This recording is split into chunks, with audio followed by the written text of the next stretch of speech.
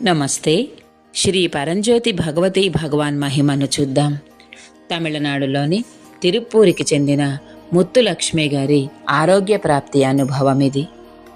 అకస్మాత్తుగా నా ముఖము, చేతులు, కాళ్ళు తీవ్రంగా వాచిపోయాయి. దానివలన తీవ్రమైన నొప్పి, బాధ కలిగాయి.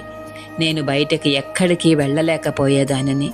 ఒకవేళ వెళ్ళినా కదలడం నాకు చాలా కష్టంగా ఉండేది. భక్తుల మద్దతు, సహాయంతో నేను ఎలాగోలా నియమంలో జరిగే కార్యక్రమాలకు హాజరు కాగలిగాను.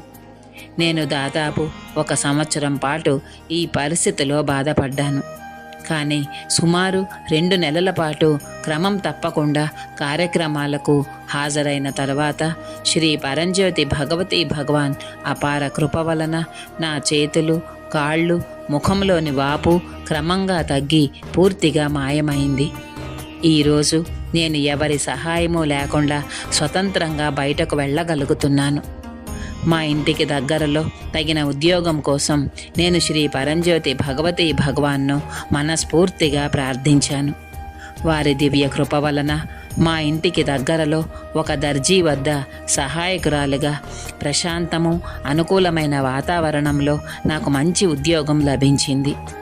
నాకు మంచి ఆరోగ్యము, శ్రేయస్సు, ఆశ, సంతోషాలతో నిండిన నూతన జీవితాన్ని ప్రసాదించిన కరుణా సముద్రులైన శ్రీ పరంజ్యోతి భగవతి భగవాన్ దివ్య పాదపద్మాలకు నా కోట్లాది కృతజ్ఞతలు అర్పిస్తున్నాను.